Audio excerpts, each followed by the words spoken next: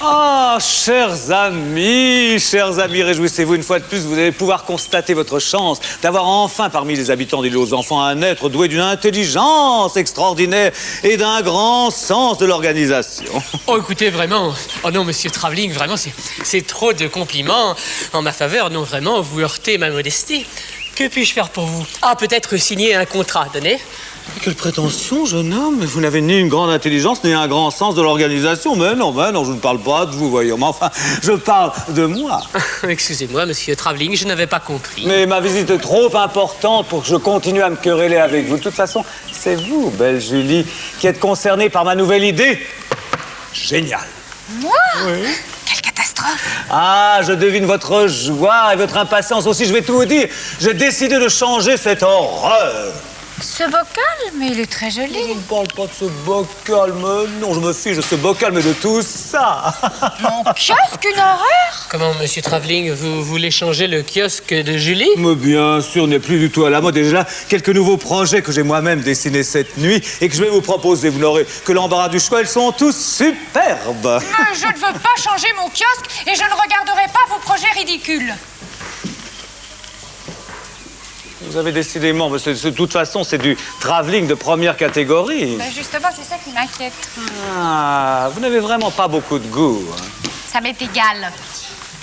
Bon, écoutez, je vous en prie tous les deux, arrêtez de vous disputer. Écoute, Julie, tu peux quand même jeter un coup d'œil à ces dessins. Viens, ça ne t'engage à rien. Allez. Si tu veux, mais vraiment, c'est pour te faire plaisir. Hein. Voilà. Là, vous comprenez, monsieur Travelling, le choc était trop fort. Vous l'avez un peu surprise, mais je suis sûr que Julie va être séduite par vos projets. C'est voilà. Bien, je consens à le lui montrer. Écoutez, d'abord, serrez-vous la main. Allez. Voilà. Avec joie, après tout, nous n'étions pas vraiment fâchés. Oh, cette petite querelle n'est plus qu'un mauvais souvenir. Bon, maintenant, voyons vos projets. Eh bien, comme nous sommes à l'ère des voyages dans l'espace, j'ai pensé à cette idée géniale que j'ai intitulée Destination Lune. Et vous voulez que je passe ma vie là-dedans? Ah, je vois. Ce sont ces petits hublots qui vous gênent, bon, je l'admets. Mon second projet va vous séduire beaucoup plus. Mais c'est une boîte de conserve? Non, c'est une illustration superbe de notre société industrielle.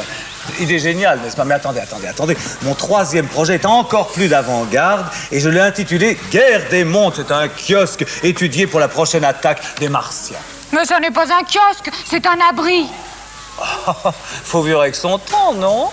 Non, mais monsieur Travelling, nous n'avons plus rien à craindre. Vous savez que les photos prises récemment sur Mars ont prouvé qu'il n'y avait sur cette planète aucun habitant. De plus, rien ne nous prouve que les extraterrestres, s'ils existent, soient agressifs. De toute façon, je ne changerai pas mon kiosque contre l'un de ces projets.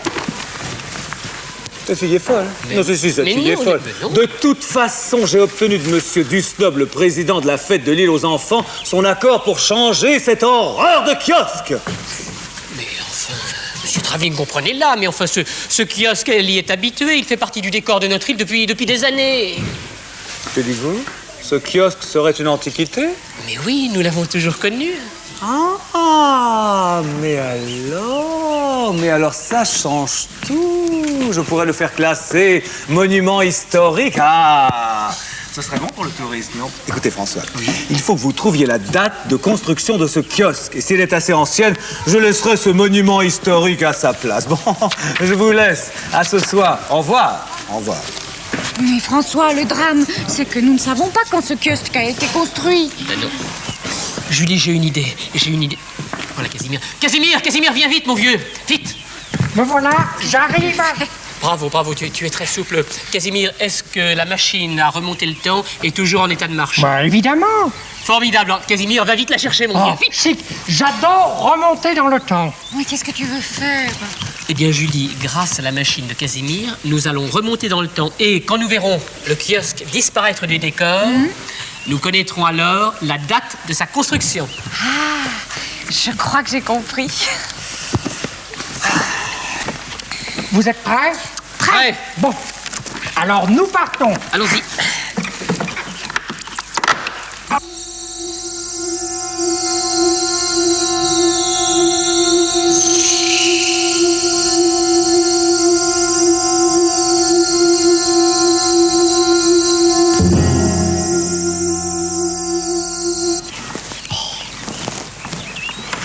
Mais à quelle époque sommes-nous? Bien, écoutez, à mon avis, d'après les costumes que nous portons, nous devrions être au XVIIe siècle. Oui, oui, et je pense vraisemblablement sous Louis XIII. Ah oui. Eh bien, ma machine marche bien, n'est-ce pas? Ah oui. Oh, mais le kiosque existait déjà. Mais alors, écoutez, il faut repartir plus loin dans le passé. Venez, allez. Halte maintenant. Hein? Vous sauvez-vous? Oh, ce vieux travelling, alors quelle surprise! Mais comment êtes-vous venu? Mais à cheval, madame. Oh, toujours aussi plaisantin, hein, Albert? Je ne vous permets pas, je suis Victor Émilien Travelling, officier des gardes du cardinal, et je vais vous faire embastiller, moi. À moi la garde! Mais il est devenu fou!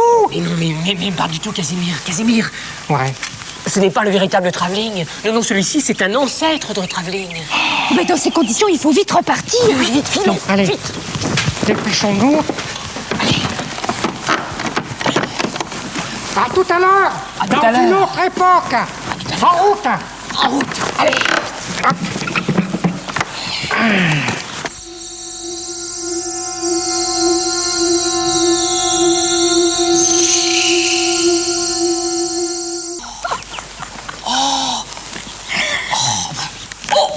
Oh, bah ça alors, c'est incroyable.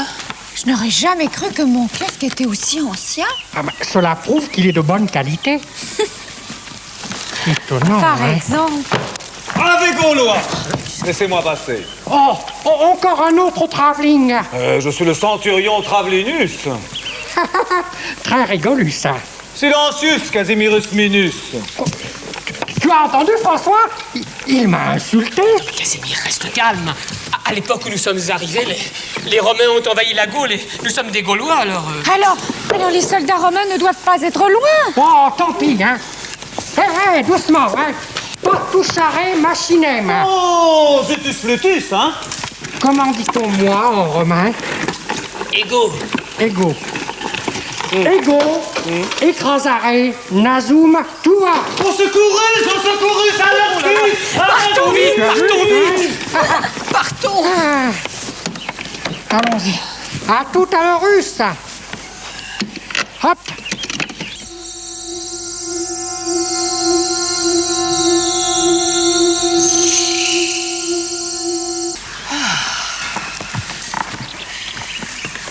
Ça va? Eh bien, les enfants sont là. Nous sommes revenus à notre époque. Hein. Nous avons eu chaud. Moi j'aimais bien Victorius Travelinus. Oui, seulement avec tout ça, nous ne savons toujours pas la date de construction du kiosque. Nous savons que le kiosque existait déjà il y a plus de 2000 ans. Moi, je pense que c'est largement suffisant pour que M. Travelling le classe monument historique.